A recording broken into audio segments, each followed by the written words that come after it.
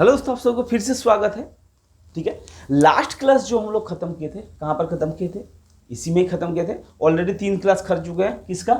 Area का। ठीक है, अब 3 क्लास में बहुत कुछ हम लोग सीख चुके हैं। अगर आप उस वीडियो को मिस किए हैं तो आप उसमें जाकर प्लेलिस्ट में जाइए और उस वीडियो को देखिए।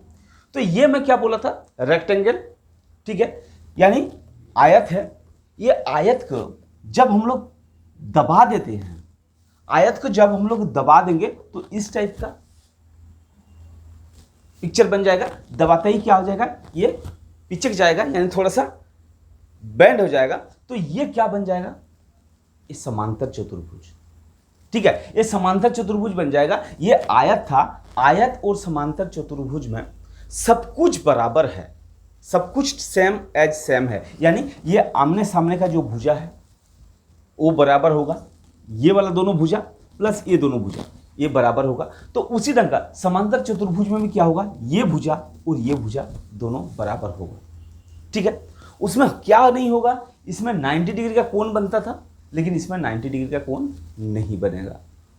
ठीक है, अब क्या होता था? इसका जो विकर्ण है वो क्या होता था? इक्वल होता था, लेकिन इसका विकर्ण इक्वल नहीं होगा। ये सब चीज क्या करेंगे आगे हम लोग पढ़ेंगे। अभी तक हम लोग जो क्लियर कर चुके हैं उसमें क्या करेंगे, कुछ क्वेश्चन हम लोग कर लेते हैं, कुछ प्रैक्टिस कर लेते हैं। कौन सा क्वेश्चन करेंगे? वो भी बेसिक टाइप का क्वेश्चन करेंगे। ठीक है, वो भी बेसिक टाइप का क्वेश्चन करेंगे, क्योंकि एडवांस तभी करेंगे जब हमारा सारे के सारे जो शेप है, यानी वर्ग हो गया, आयत हो गया, त्रिभुज हो गया, वृत्त हो गया, समांतर चतुर्भुज हो गया, समलंब चतुर्भुज हो गया, ठीक है, समबाहु चतुर्भुज हो जाएगा। ये सब चीज जब कंप्लीट हो जाएगा ना, तब हम लोग क्या करेंगे? एडवांस में चलेंगे। लेकिन अभी क्या करेंगे? ये जो हम लोग त्रिभुज का और वर्ग और आयत, ये 3 चीज जब क्लियर किए हैं, इस 3 चीज के बिहाफ पर हम लोग क्या करेंगे? कुछ जो जनरली मैथ है, ठीक है, उसी कुछ को करते हैं, यानी जो बेसिक टाइप के कॉन्सेप्ट है उसी को क्लियर करते हैं। ठीक है, फिर क्या करेंगे? ये क्लियर हो जाने के बाद फिर एडवांस मैथ करेंगे, और एडवांस मैथ में 50-60 क्वेश्चन के करीब करीब करेंगे हम लोग। ठीक है, फिर क्या हो जाएगा? हमारा ये जो चैप्टर है ना, ये पूरा के पूरा कंप्लीट चैप्टर बड़ी आसानी से हम लोग समझ पाएंगे और बड़ी आसान से हम लोग कर पाएंगे। ठीक है, तो चलते हैं, इसका कुछ क्वेश्चन लेते हैं। आपके सामने एक आकृति दिया हुआ है। ये पहला क्वेश्चन हम लोग कर रहे हैं, बेसिक टाइप का क्वेश्चन है। ये किस टाइप का क्वेश्चन है आप देख लीजिए। ये आकृति दिया हुआ है, आकृति का परिमाप और क्षेत्रफल निकालें। आकृति का परिमाप और क्षेत्रफल निकालें। ये एक आपके पास आकृति दिया हुआ है। अब इस आकृति को देखेंगे तो ये कैसे दिखाई दे रहा है? ये पंचभुज दिखाई दे रहा है। ये भी एक भुज हो गया, BC एक है, CD, E और ये क्या है? ये पंचभुज दिया हुआ है। और इस आकृति का सबसे पहले क्या बोल रहा है कि इस आकृति का परिमाप निकालें। तो हम लोग परिमाप बराबर क्या जानते हैं? देखिए, अभी पंचभुज का परिमाप हम लोग करे नहीं है, लेकिन हम लोग क्या कहें, जो अभी तक सीखे हैं उसके बिहार पर क्या करेंगे? इस आकृति का परिमाप निकालेंगे। इस आकृति का परिमाप निकालेंगे कैसे? देखिए, मैं क्या बोला था कि परिमाप का कोई फॉर्मूला नहीं होता है। परिमाप बराबर क्या होता है कि जो आकृति दिया हुआ है ना, उस आकृति के सभी भुजाओं का योग को क्या कहते हैं? परिमाप कहते हैं। ये हम लोग जानते हैं। तो सबसे पहले क्या होगा? परिमाप बराबर सभी भुजाओं का योग। सभी भुजाओं का योग मतलब क्या हुआ? ये वाला भुजा सबसे पहले लेंगे 6 प्लस इधर वाला भुजा लेंगे 6 प्लस ये 5 है 5, ये 5 है 5 प्लस ये है 7। ठीक है, अब ये सबको क्या कर देंगे? जोड़ देंगे। ठीक है, ये जोड़ेंगे तो कैसा होगा? 5 5 10 10 50 20 हो गया, 22 हो गया, 22 और 7 23 हो गया, क्या होगा? 29 सेंटीमीटर। यानी ये जो आकृति दिया हुआ है ना, इस आकृति का जो परिमाप होगा वो कितना हो गया? 29 सेंटीमीटर। क्लियर आ गया? बात समझ में आ गया ना? क्योंकि परिमाप क्या होता है? कोई भी आकृति का परिमाप दिया हुआ है, चाहे त्रिभुज हो, चतुर्भुज हो, पंचभुज हो, चाहे कोई सा भी भुज हो, अगर इसका परिमाप दिया होगा ना, तो परिमाप इज इक्वल टू क्या होता है? जितना भी भुजा होता है ना, यानी सभी भुजाओं का योग। ये आप ध्यान रखिएगा, हम लोग कर चुके हैं। सभी भुजाओं का योग। ठीक है, ये क्या हो गया? ये परिमाप हो गया। ठीक है, ये परिमाप का निकल गया आंसर। अब हम लोग क्या करेंगे, अब इसका निकालना क्या है, परिमाप हमारा क्लियर हो गया। परिमाप क्लियर होने के बाद अब बोल रहा है कि क्षेत्रफल निकालें। अब क्षेत्रफल जब निकालने का बारी आएगा तो हम लोगों को क्या करना पड़ेगा, ये जो हिस्सा है ना, ये हिस्सा अगर हम लोग मिला देते हैं, यानी बी और सी को मिला देते हैं, तो हमें दिखाई दे रहा है ये एक त्रिभुज है। अब ये एक त्रिभुज है तो ये अगर 7 है तो ये भी कितना सेंटीमीटर होगा, ये भी 7 सेंटीमीटर हो गया। अब ये त्रिभुज का देखिए 3 भुजा का माप हमें मिल गया, यानी ये बी का माप पता है, ये सी का पता है और बी सी का पता है। इसका मतलब अब अगर देखेंगे ये और ये,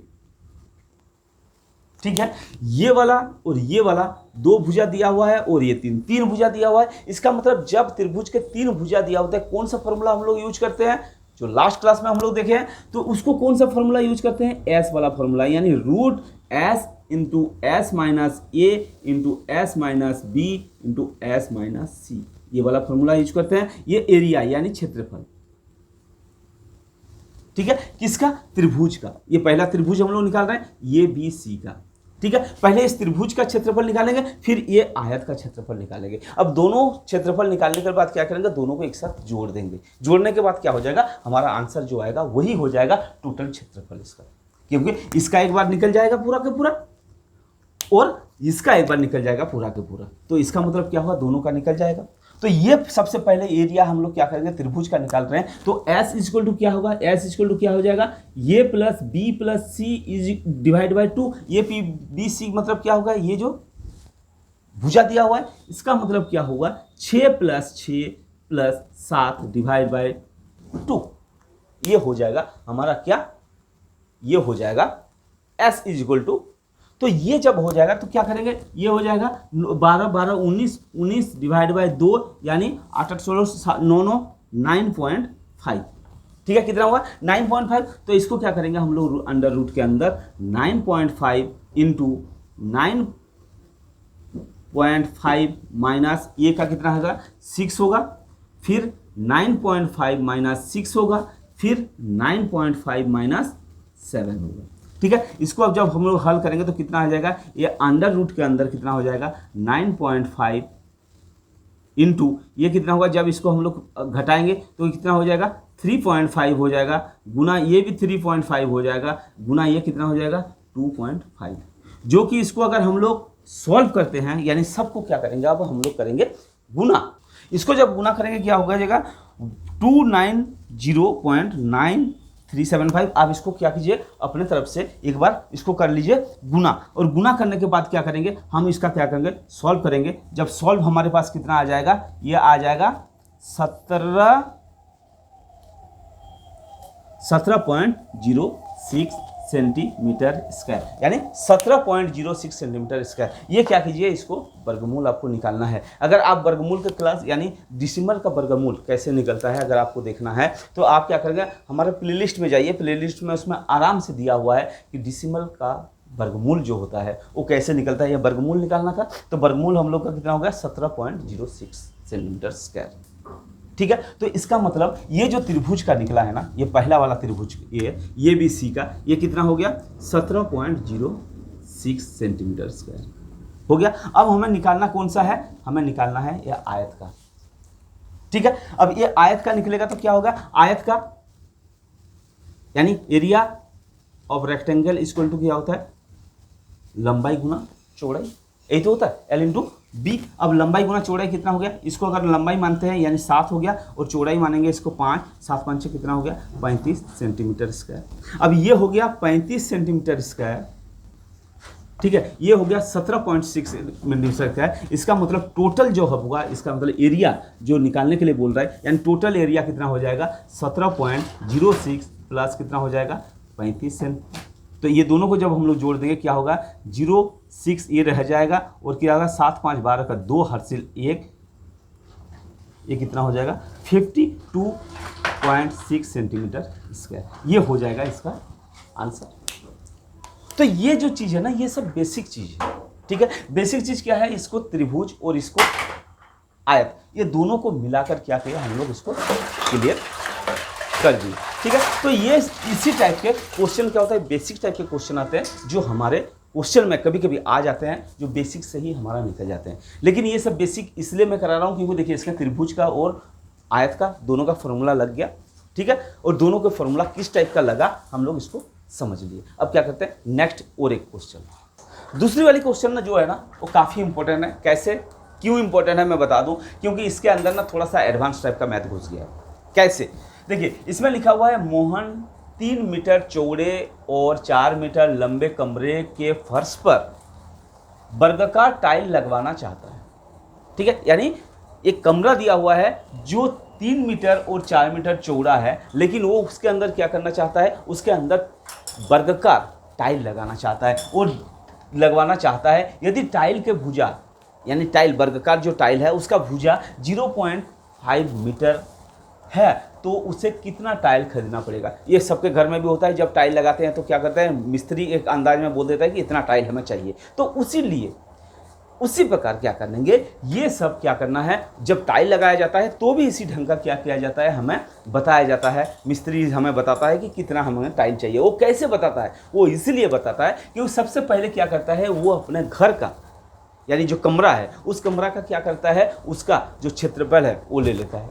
फिर उसके बाद बोल देता है कि टाइल लाओ। अब टाइल कितना टाइल लगेगा, उसके अंदर क्या करता है, वो टाइल का भी क्षेत्रफल निकालता है और उससे क्या करता है, डिवाइड कर देता है। फिर हमें क्या हो जाता है कि पूरे कमरे का जो टाइल लगने का हिसाब किताब है वो हमें पता चल जाता है कि कितना टाइल इसके अंदर लगेगा। सेम एज सेम मोहन भी यही काम किया है, उसको भी टाइल लगाना है। उसके कमरे में कितना है, कमरे का साइज, यानी सबसे पहले हम लोग क्या करेंगे, कमरे का साइज देखेंगे। कमरे का साइज क्या बोल रहा है, 3x4, ठीक है, 3 मीटर बाय 4 मीटर, ठीक है, ये कमरा हो गया। इसका मतलब इसका क्षेत्रफल सबसे पहले निकालेंगे। ये कैसे दिखाई दे रहा है, एक आयत दिखाई दे रहा है। आयत का क्षेत्रफल बराबर कितना होता है, लंबाई गुना चौड़ाई, इसको कितना हो गया 3 गुना 4, इसका मतलब कितना होगा 12 मीटर स्क्वायर। मीटर स्क्वायर होगा और जब क्षेत्रफल निकालते हैं तो स्क्वायर में आंसर आता है, ठीक है। तो मीटर स्क्वायर होगा, ये मीटर में दिया हुआ था तो इसलिए मीटर स्क्वायर आ गया, यानी 12 मीटर स्क्वायर हो गया। अब बोल रहा है कि टाइल का, ठीक है, अब कितना टाइल लगेगा, तो अब क्या करेंगे हम लोग, टाइल का क्षेत्रफल निकालेंगे। टाइल कैसे बोल रहा है, इसका भुजा कितना दिया हुआ था, 0.5 दिया हुआ है। इसका मतलब वर्ग जैसा है तो 0.5 दिया हुआ तो ये भी 0.5 होगा। तो हम लोगों को पता है कि वर्ग का क्षेत्रफल बराबर क्या होता है, वर्ग का क्षेत्रफल बराबर क्या होता है, भुजा का स्क्वायर, या तो इसको भी लंबाई और चौड़ाई भी मान सकते हैं। लंबाई चौड़ाई मानेंगे तो कितना होगा, 5 गुना 5 वही हो जाएगा, जिसका जितना लंबाई है उतना ही चौड़ाई है, तो 5 गुना 5 भी कर सकते हैं, यानी भुजा स्क्वायर कर सकते हैं, यानी 0.5, इसको ध्यान रखिएगा, 0.5 लिखा हुआ है। तो 0.5 इंटू 0.5 इज इक्वल टू क्या करेंगे, इसको जब हम लोग मल्टीप्लाई कर देंगे तो कितना हो जाएगा 25, लेकिन पॉइंट कहाँ लगेगा, ये लगेगा मीटर स्क्वायर में लगेगा, ठीक है। अब क्या हो जाएगा, ये हो गया आपका टाइल का जो क्षेत्रफल है वो कितना हो गया 0.25 मीटर स्क्वायर। ध्यान रखिएगा 0.25 मीटर स्क्वायर, क्योंकि डिसिमल में दिया हुआ है, इसको आप ध्यान रखिएगा। अब क्या हो गया, हमारा कमरे का कितना है 12 मीटर स्क्वायर, ये कितना हो गया 0.2 मीटर स्क्वायर। कभी कभी इसमें कंफ्यूजन ये हो जाता है कि कभी कभी ये मीटर में दिया होता है लेकिन टाइल का साइज सेंटीमीटर में दिया हुआ है। तो सबसे पहले वो काम करना है हमें कि दोनों का जो मेजरमेंट है, चाहे मीटर में हो चाहे सेंटीमीटर में, दोनों का मेजरमेंट को क्या करना पड़ेगा, सबसे पहले, ये इंपॉर्टेंट चीज़ है, सबसे पहले क्या करना पड़ेगा, वो दोनों को इक्वल करना पड़ेगा। मान लीजिए कि ये टाइल को सेंटीमीटर में दिया होता तो क्या करते, इस सेंटीमीटर को क्या करते, मीटर में चेंज करते पहले, फिर उसके बाद क्या करें, कैलकुलेशन करते। बात समझ में आ रहा है ना। तो इसलिए क्या करना पड़ेगा, जब भी आप किसी इस टाइप के क्वेश्चन को करें तो इस चीज़ का ध्यान रखें कि दोनों का जो मेजरमेंट है ना, यानी सेंटीमीटर में दिया हुआ है तो सेंटीमीटर, मीटर में दिया हुआ है तो मीटर, अगर दोनों का अलग अलग दिया हुआ है तो किसी को किसी में कन्वर्ट करना पड़ेगा, किसी को किसी में कन्वर्ट करना पड़ेगा। यानी अगर मान लीजिए कमरे का मीटर में दिया हुआ है, ये सेंटीमीटर में दिया होता तो हम लोग क्या करते, इस सेंटीमीटर को क्या करते, सबसे मीटर में चेंज करते, तब जाकर क्या होता है, ये क्वेश्चन हम लोग कर पाते, नहीं तो नहीं कर पाएंगे आप, ठीक है। मीटर और सेंटीमीटर में अगर गलत हो गया ना, यानी दोनों डिफरेंट हो गया ना, ये मीटर दिया हुआ है इसमें अगर सेंटीमीटर होता या इसमें मीटर दिया हुआ है इसमें सेंटीमीटर होता, तो इसको डिवाइड करके हम लोग आंसर नहीं निकाल सकते। तो ये चीज़ आपको गांठ बांध कर रखना पड़ेगा, सीखना पड़ेगा, माइंड में रहना पड़ेगा, ठीक है। तो ये हो गया आपका वर्ग कैमरा का। ये हो गया टाइल का। अब कितना टाइल इसके अंदर लगेगा, तो हम लोग क्या करेंगे, ये 12 मीटर स्क्वायर को क्या करेंगे 0.25 मीटर स्क्वायर से क्या करेंगे डिवाइड कर देंगे, यानी टाइलों का संख्या बराबर क्या हो जाएगा 12 metre square divide by 0.25 metre square. अब क्या करेंगे, इसको हम लोग डिवाइड करेंगे। आप देखिए डिवाइड दो टाइप का हो सकता है।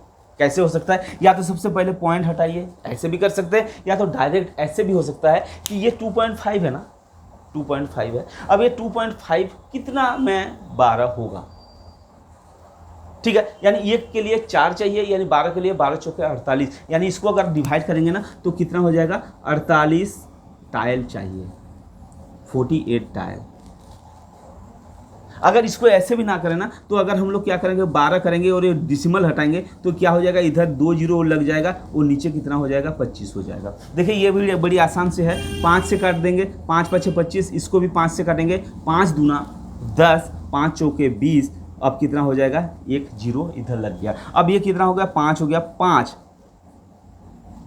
5 चौके 20, 4 बचा यानी 40, 5 8 40, यानी कितना निकला 48 निकल गया ना। तो इसका मतलब क्या हुआ 48 लगेगा, 48 टाइल इसके अंदर क्या होगा लगेगा। तो ये सब जो चीज़ है ना, ये सब बेसिक चीज़ है। ये सब जब भी प्रैक्टिस आप करेंगे ना, जब भी आप इसको देखिए, हमेशा जब भी आप मैथ्स का क्लास देखें, चाहे मेरे चैनल में देखें चाहे दूसरे के चैनल में देखें, जब भी आप देखेंगे ना, आप कॉपी और पेन लेकर बैठिएगा, कॉपी पेन लेकर बैठिएगा। अब उस चीज़ को क्या करना है, आपको नोट्स बनाना है। नोट जब बनाएंगे ना, क्या हो जाएगा, वो आपको माइंड में क्या हो जाएगा, धर जाएगा, ठीक है ना। तो जब भी करना है आप कॉपी कलम लेकर बैठिए और कीजिए, ठीक है। अब हम लोग क्या किए, 2 क्वेश्चन कर चुके हैं, बेसिक हमारा ये कॉन्सेप्ट क्लियर है। अब हम लोग क्या करेंगे, हम लोग चलेंगे समांतर चतुर्भुज जो हमारा बाकी है, समांतर चतुर्भुज।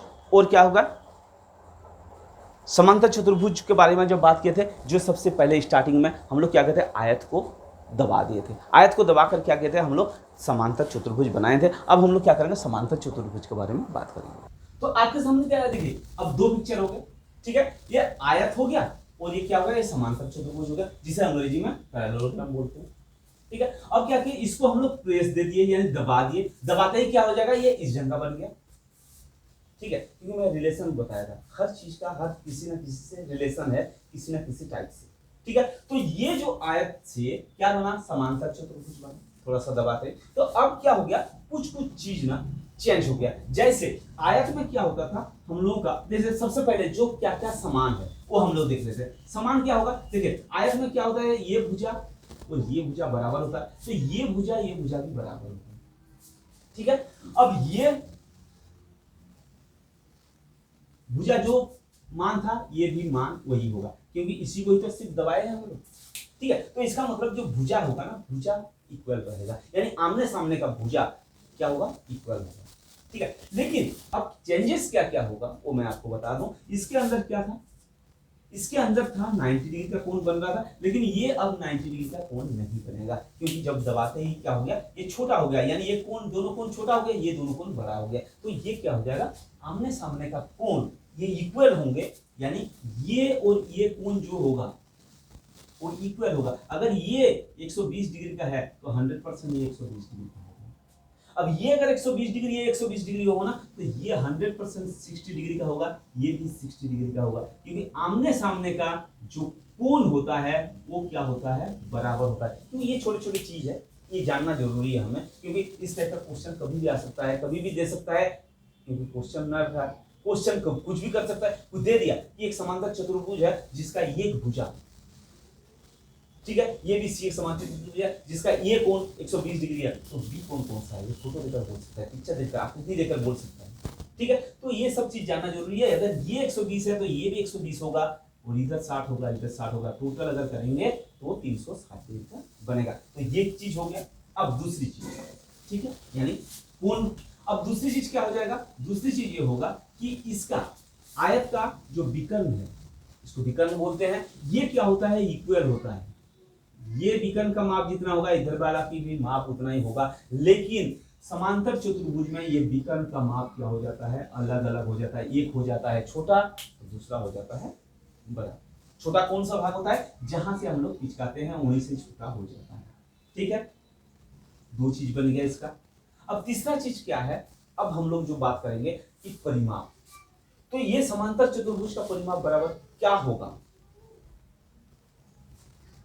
अब बात जो हम लोग कर रहे हैं किसका करेंगे कि समांतर चतुर्भुज का जो परिमाप है, परिमाप क्या होगा? तो परिमाप क्या होगा? हम लोग क्या बताए थे, कोई भी शेप हो, परिमाप क्या होगा? उसके भुजाओं का योग बराबर परिमाप होगा। यानी ये भुजा, ये भुजा, ये जो भुजा है ना, उसका परिमाप योग होगा, वही हो जाएगा परिमाप। क्योंकि आयत में भी यही था कि चारों भुजाओं का योग को हम लोग क्या करते हैं? परिमाप। तो परिमाप बराबर कितना हो जाएगा? चारों भुजाओं का योग। या तो हम लोग इसको ऐसे भी कर सकते हैं, 2 गुना आमने सामने भुजाओं का योग। ठीक है, वही है आमने सामने भुजाओं का योग, 2 गुणितक आमने सामने भुजाओं का योग, यानी ये भुजाओं का योग जो होगा। तो इसको ना करके हम लोग डायरेक्ट यही कर सकते हैं। सबसे अच्छा चीज है कि जितना भी भुजा दिया रहे ना, भुजाओं का योग को ही हम लोग क्या करते हैं? परिमाप बोलते हैं। सीधी सीधी बात। ठीक है, इतना जान। अच्छा, अब बात आता है क्षेत्रफल कि समांतर चतुर्भुज का क्षेत्रफल यानी area of parallelogram equal to क्या होगा? Area of parallelogram equal to हो जाएगा आपका, इसको आराम से आप देखिएगा, इसको ध्यान रखना है, क्या हो जाएगा? आधार गुना ऊंचाई। ध्यान रखना है, आधार गुना ऊंचाई। लेकिन आयत का जब था क्या था?